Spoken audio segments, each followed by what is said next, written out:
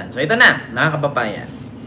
Ito yung ating unang pag-uusapan ngayon, mga kababayan, ay patungkol nga dito kay Pulong Duterte na sobrang galit niya kay Colonel Busita, no, mga kababayan. Ito po yung dahilan, mga kababayan, no, na si Pulong ay sobrang galit kay Colonel Busita. Mga kababayan, paki-comment po. Di ba patay gutom ka dati? Sabi ni Roman Tande. Wow! Ako patay gutom? Kailan ako naging patay gutom at kailan ako nagutom? Alam mo, sa totoo lang, Roman Tandy, isa lang ang masasabi ko, no? Ang taong patay gutom, mga DDS yan.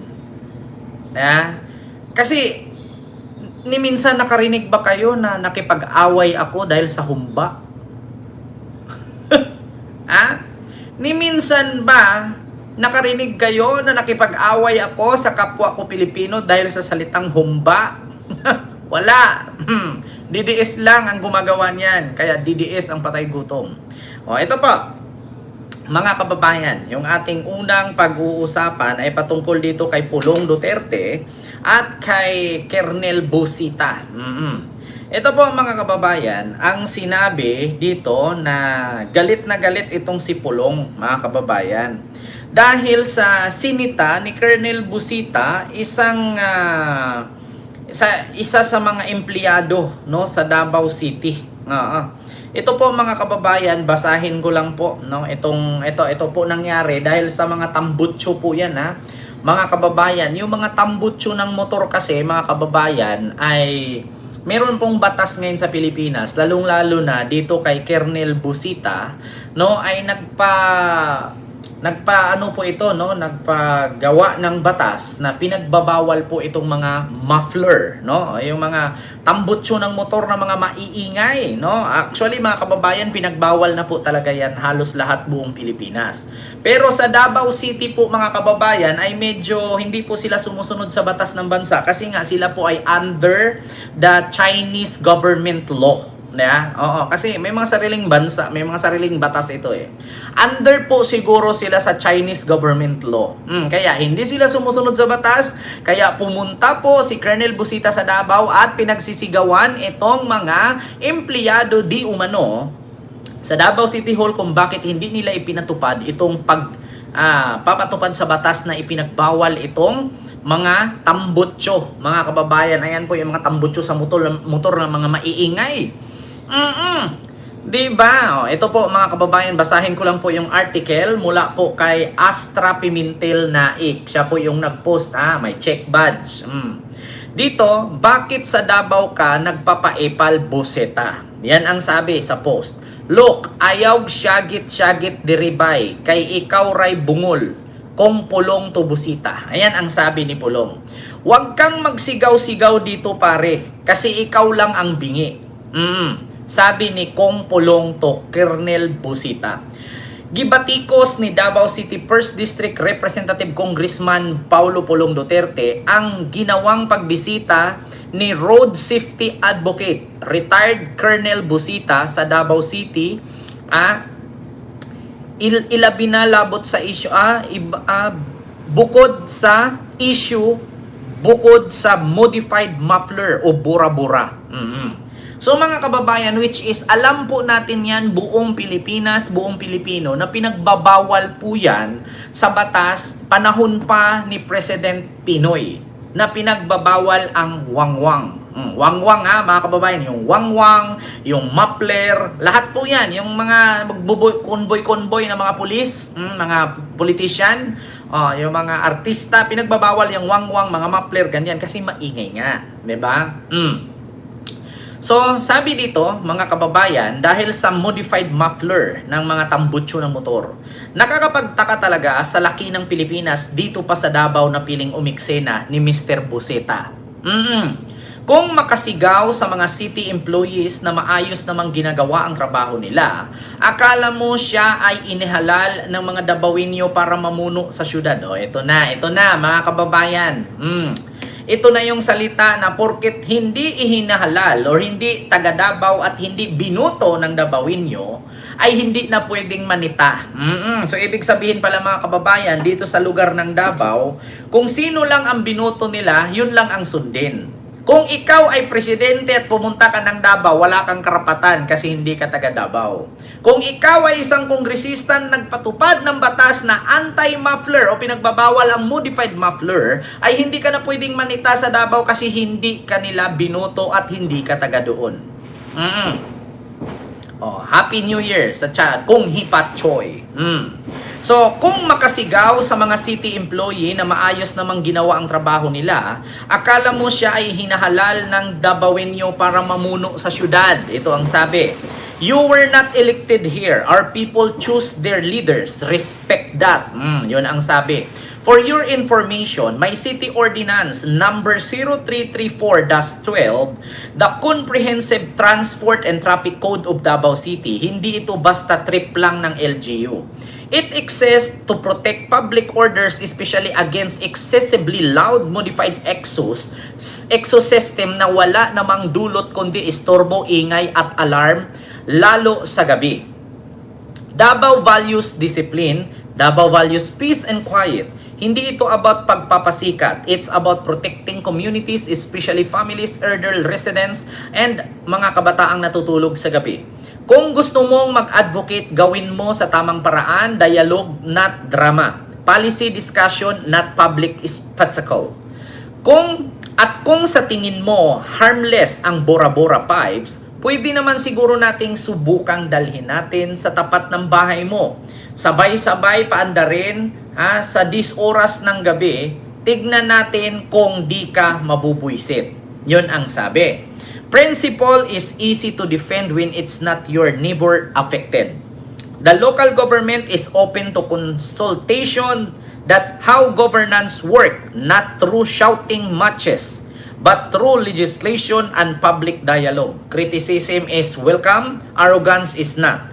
Davao will always choose order over noise. Ayog syagit-syagit diri bay, huwag kang sisigaw-sigaw dito bay kasi ikaw ray bungol. Caption sa post ni Pulong. Kahinumduman nga ini lamang katapusang bahin sa Enero 2026, dihang bumisita si Colonel Busita sa syudad at matud pa sa mga nadawat nga sumbong labot sa irregulatories, law enforcement, batok sa Bora-Bora. Yon ang sabi ni Pulong, mga kababayan. Na wag daw pumunta doon at magsiga-siga, no? Kasi nga hindi naman daw siya ibinoto ng taga Davao at hindi naman siya taga Davao. So ngayon mga kababayan, ito pala ang batas sa Davao. Kung hindi ka ihinahalal doon at hindi ka taga doon, wala kang karapatang manita. Paano yan Pulong kung presidente ang pupunta diyan? So hindi niyo respetuhin. Hindi ninyo pakinggan kasi hindi siya ihinihalal ng Davao. Hindi siya taga Davao at higit sa lahat, hindi siya namuno sa Davao. Ganun ba yon? Ganun ba yon? Nagtatanong lang po. So ganun pala ang patakaran sa Davao, mga kababayan. No? Nag-comment pa nga ako dito Pulong, nasa batas yan. Kung ayaw mong masigawan mga tauhan mo, sumunod kayo sa batas. Maliban na lang kung China na ang sinunod ninyo. Ibig sabihin si Pulong, kanila ang Davao. Yun nga ang masakit. 'Di ba? Yun nga ang masakit, Ma'am Lilito Nini. Kapag ka merong batas galing sa nasyonal at ipa-implement mo sa Davao, hindi sila nakikinig. Kasi meron silang sariling batas doon. Pinatupad naman daw nila yan. At wala daw karapatan ang sinumang mga public officials or mga congressman, congresswoman, or kahit anong politician na pupunta doon sa kanila at magsigaw-sigaw ng ninuman. Actually, ganito lang naman yan sa mga taga Davao. Simple lang naman yan. Ganito lang yan Hindi naman kayo sisitahin kung hindi kayo naggawa ng kakaiba. Kasi imposible naman na si Colonel Busita manita dyan at manigaw ng mga traffic enforcer kung ginawa nila ang tama. Di ba? Katulad nito mga kababayan, nagsalita po si Colonel Busita at inexplain po ang patungkol dito mga kababayan sa issue. Ito mga kababayan, wait lang Nagsalita po si Colonel Busita. Sinagot po niya yung issue na yan. Ito po mismo sa Billionaire News Channel. Ito po, pakinggan natin mga kababayan. Pinaiimbestigahan ni dating Congressman at retired Colonel Bonifacio Bosita ang alegasyong umiksena at naligaw daw siya sa Davao City Hall. Hindi naman daw kasi ito nangyari, taliwas sa puna ni Davao City Representative Paolo Duterte. Ayan na. Yan ang agenda report ni Edith Isidro ng Abante. Ayan kasi ang problema eh. Kung nanigaw si Busita doon, dapat binidyo. Para pag may video, patunay na tama si Pulong, mali si Busita. Eh, ang reklamo at ang sagot ni Busita ngayon, wala naman daw siyang sinigawan at hindi naman siya nanigaw. Alam nyo naman minsan ang mga taga Davao, hindi ko naman nila lahat. Minsan kasi itong mga taga Davao, parang mga higad, napaka-sensitive. Yeah? Mali nyo, tanggapin nyo. Hindi porke taga Davao kayo, ay kayo ang masusunod at matapang kayo, tanga. Yung pinuno ninyo na kulong na, hindi na makauwi.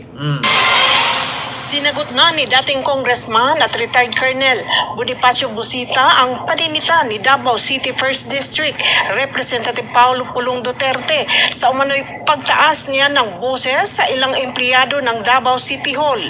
Sa pahayag ni Busita na siya ring chairman ng Road Safety Advocates of the Philippines and Real Service Advocates of the Philippines.